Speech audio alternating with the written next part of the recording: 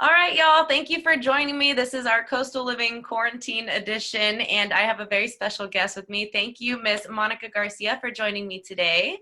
Hi, guys. Hi, everybody. Really excited to have you. Now, you were recently named the CCISD Teacher of the Year for 2020. Congratulations.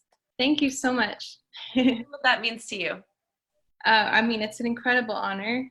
When I found out, I think you can see by the picture that they took of me in the newspaper, I was absolutely stunned.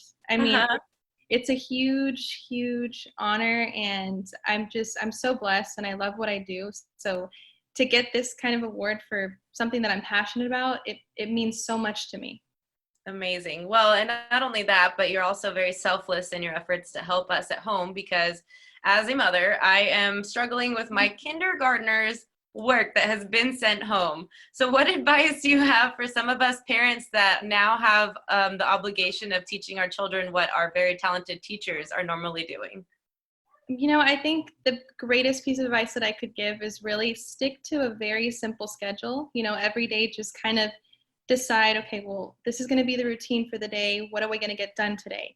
Mm-hmm. And I think it's important, that this isn't a typical 8-hour school day, so it doesn't need to look like that. Every family is going to have a different schedule because every family situation is different. So, as long as you're having those learning opportunities throughout the day, I think that's what's going to make a huge difference, especially, since, the times right now are, it's crazy. So it's whatever you can do for your child, and you're doing the best that you can is what I want parents to know, and so this is also a time where you can teach things that maybe you don't normally have time to teach. Like, let's say, for instance, how to do chores, how to cook, something simple, or how to clean around the house, or even those really important lessons like those social emotional skills, like how to handle your emotions. When you get upset, how should you handle that? Or how do I calm down? Or what does it mean to share with other people? Those are very important things that I think parents can spend time doing, and spend time connecting with their child.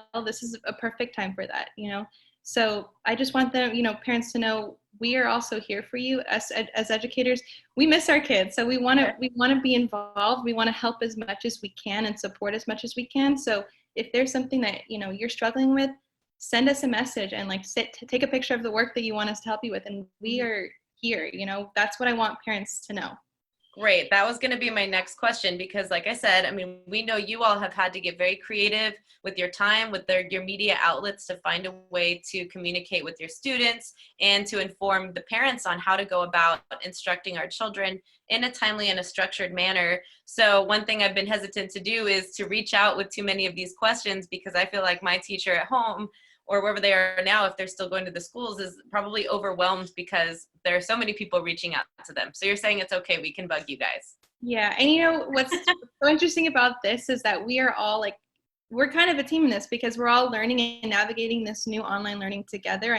Us as teachers, we are not that familiar with it. So we're kind of just taking it one day at a time, but our main goal has always been to stay in constant communication with you all, and to be as available as we possibly can. So we are welcoming people, sending messages, and we want to hear your responses. We want to know that you're still out there trying to, teach your child to the best ability that you can. And so, yes, reach out and find ways to communicate. Absolutely. And so I like that you mentioned kind of creating a structure, but not necessarily sticking to that 8-hour school day, because everybody's circumstances are different. Mm-hmm. Do you have a suggestion for things that we should maintain, like a morning routine? Some kids, do their Pledge of Allegiance in the morning, and it's a part of what gets their day started. Do you recommend us trying to sort of follow that structure if possible, or should we just do our own thing? I definitely think there should be, some kind of way to start the day, to kind of get them in that mode of, okay, we're going to start the day by learning. And so we as a district, we kind of decided we're going to do morning announcements. We're going to do every single day. We're going to post a video online, and, maybe that's something that you can reach out to your schools and say, could you all just have a morning announcement, get us started, get us going for the day, and then, have breakfast, look over with your child, look over the schedule and say, all right now from this time to this time, we're going to focus on this. So that's going to be our job. And, practicing that and giving them expectations, this is what I expect from you right now. And we're going to do this from this time to this time. And afterwards you have a break. It kind of it's going to look a little bit different once the day goes on, but as long as, you do what's best for your child and what you think your child is going to, feel most comfortable with. Awesome. And I like that you mentioned the break thing, because it's, I think, even more easy for our children to get distracted in the home where there's a lot of distractions versus being in a school setting with other students that are able to concentrate. So what is your advice on the length of time that we should have them with their heads in the books and the length of time to give them a break in between lessons? I would say maybe no more than, like, let's say they're doing an activity, let's do it for 45 minutes. And you can even have like the timer on, and, you focus on reading for 45 minutes. And after that 45 minutes, you can do a fun activity, a creative activity, and then kind of structure it that way so that there's little brain breaks. Because, even as adults, it's hard sometimes when you're at home and you're working from home to kind of stay, on task for all that time. So I know that it's very important for them to have breaks in between their lessons. And again, it doesn't have to be super long lessons, as long as they're practicing those main skills like reading, math, science, social studies, any little thing. So yeah, but short amount of times, but throughout the day, sporadic. Yes. This is all very useful and helpful advice. I really appreciate you taking the time to do this with us. And before we go, just what advice do you have for our parents out there that are hanging on by a thread? We don't know when this is going to end. What advice do you have for them?